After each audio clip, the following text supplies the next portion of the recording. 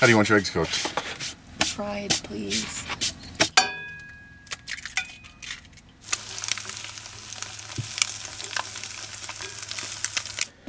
One for you, and one for me.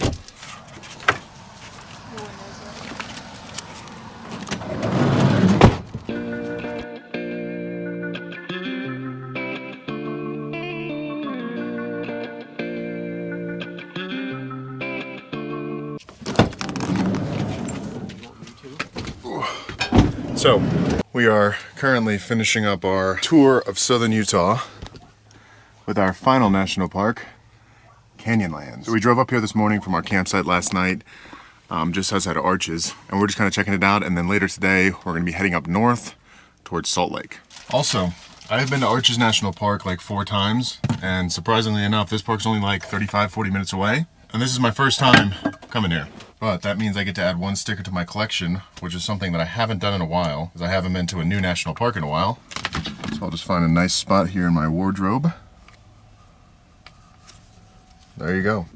Canyonlands, added to the collection. And honestly, both of us are pretty tired from the last 2 or 3 days of whitewater kayaking, hiking, and just doing a bunch of stuff. So we're not gonna do any hikes today, I think, which is honestly fine because this portion of Canyonlands National Park is just kind of a place where you drive around and just check out the views, because it's called Island of the Sky because you're on this giant flat mesa that overlooks all of the canyon. So there's not really many hiking opportunities unless you want to kind of go down into the canyon, which sounds nice, but we don't really feel like hiking back out. So we're just gonna drive around, check out some more of the views, and then start heading north and continuing my journey towards Alaska.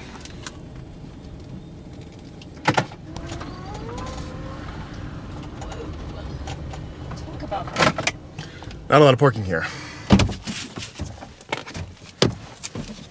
Oh. Woo! So there you go. This is why they call it Island in the Sky. Because that is truly what it feels like. It's like a canyon within a canyon within another canyon.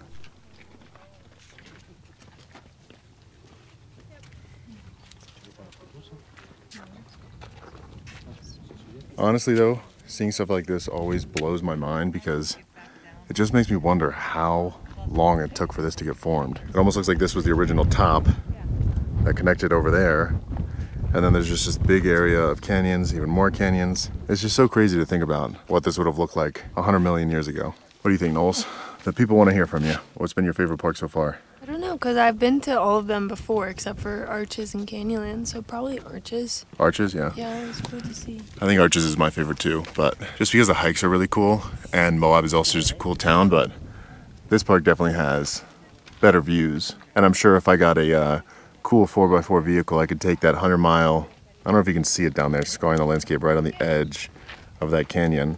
There's a 100-mile off-road dirt road that you can take, but you need a little bit more serious of an off-road vehicle than a van, so sadly I can't take that yet. Maybe that'll be a future video in a different rig. But I think we're gonna go find one more viewpoint that's kind of a couple miles down the road. If there's any parking, if there's not, we're not even gonna try to stop. All right, so we were able to find parking, so this will probably be our last stop in the park before we head out. And this is supposed to be one of the coolest spots called Mesa Arch. There you go. There she is. I don't know how well you're gonna be able to see her on camera, but it's right up there. But the view is supposed to be pretty spectacular once you get up really close to it. So crazy. And it just like straight up drops off right under the arch. That is crazy looking. It's like framing out this beautiful landscape. Pretty cool. So I think before we head up to Salt Lake City, which is our final destination before she has to sadly fly home, I want to stop at this one gas station that we stopped at briefly on the way here, but didn't get to really check it out fully. So we're going to stop there on the way back before we head all the way up to Salt Lake.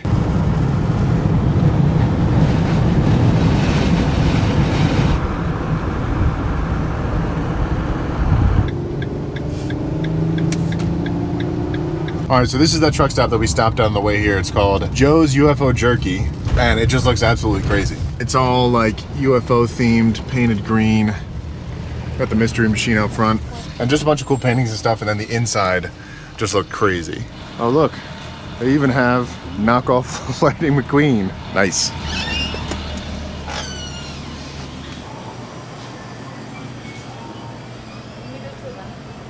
It's just such a cool little themed gas station. And last time we were here, I got one of these and it was so good. But I mean, this is definitely one of the coolest gas stations that I've ever been to. Noel's in the bathroom. And that's why we stopped here last time. And the bathrooms are actually pretty cool too. So I don't actually have to go, I just wanted to show you guys. It is a little dark, but you get your own golden throne. Pretty cool. But yeah, there's just a bunch of cool like knickknacks and stuff in here. Ooh, you should get that one, that does sound good. Plus then you can eat it. Lemon cookies and cream. Delicious. When I was in high school, I was obsessed with Lucky Charms, specifically the marshmallows. And one time I ordered a like 10-pound bag of these marshmallows from some guy on eBay, and I've never found them since, and I just found an entire bag full of them. So I will definitely be getting these. That is one long hot dog.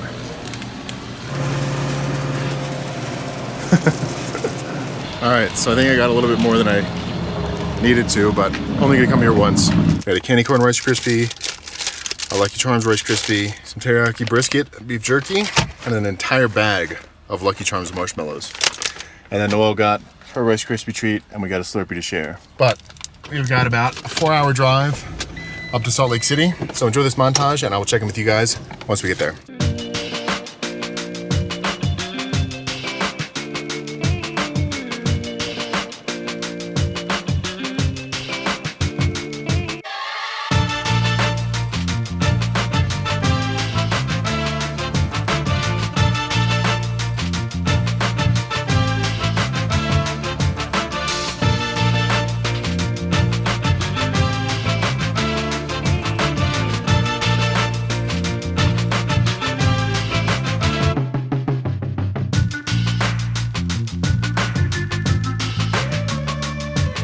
All right, so we have made it to Salt Lake City, or at least the outskirts of Salt Lake City. I think we might still be like 30, 45 minutes from downtown, but I'm just kind of tired of driving and I don't feel like finding a place to stealth camp somewhere in the city. We'll probably just head in there tomorrow to check it out. So tonight, we're gonna be camping at a Cracker Barrel. I do love coming to Salt Lake because it is beautiful. Mountains surrounding on all sides. And this is the first time I've ever been here when they've been covered with snow, so it's a little bit different. But this will be Noel's first time camping at a Cracker Barrel, and I think in order to say thanks for letting us stay there, a lot of the times I like to go inside and get food, so I think that's where we're gonna get dinner, just to keep things simple. And here we go. I have stealth camped at a Cracker Barrel many a times. I don't even know if I want to call this stealth camping, because it is very known and very allowed that you can stay in these parking lots. I guess we won't call it stealth camping, we'll call it camping, essentially in an RV park. And I never like to take the RV spots when I pull into places like this, because although technically I'm an RV sleeping in my RV, like the RV spots are a lot longer to accommodate someone who's staying in an actual RV like that, so they don't have to take up 4 extra spaces. And my van can fit in a normal parking spot, so I like to leave those for anyone who has a bigger vehicle, just cause. And it looks like we might not be the only van lifer here. There's someone over there in that corner. We got another RV friend here, another RV friend here, and then somewhere over that way. So nice little sense of van life RV community when you pull in places like this. But we are both hungry. We got some Taco Bell on the way here, but it's been 3 hours because there was a bunch of traffic on Route 6. So we're gonna go into Cracker Barrel. Who's excited? Woo! Oh. Whew. Long drive. All right, so since our drive took a little bit longer, Cracker Barrel is actually closing in 20 minutes, so we can't go eat in there. So I think we're gonna walk down to either the Applebee's or, what was the name of that other place? Remember? Punch Out, something, whatever. The other restaurant that's down the road. After you. I'm so sore. Seats are a little low. Okay, so I have a favorite item on the Applebee's menu, and it is right here. 4 cheese mac and cheese with honey pepper chicken tenders, but today has already been a pretty unhealthy day. I got Taco Bell for lunch, so I think this might push my stomach over the edge. But I can't make a decision, so I'm gonna have Noelle put this sugar packet in one of her hands, and then switch it up. And then if I get it right and I pick the hand with the sugar packet, I'll get the mac and cheese, and if I don't, I won't get the mac and cheese.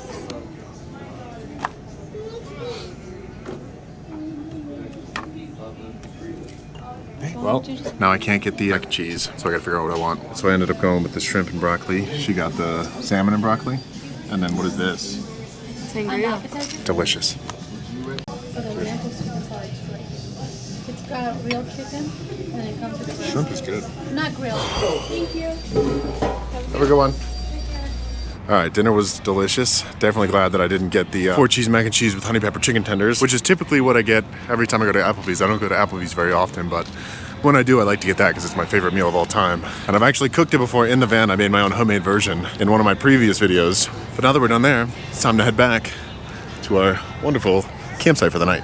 I will say one of the small pleasures of living in a van is whenever you pull up to where you're going for the night, it's just one step into the back seat and you're home. So it's nice to not have to walk inside, I guess.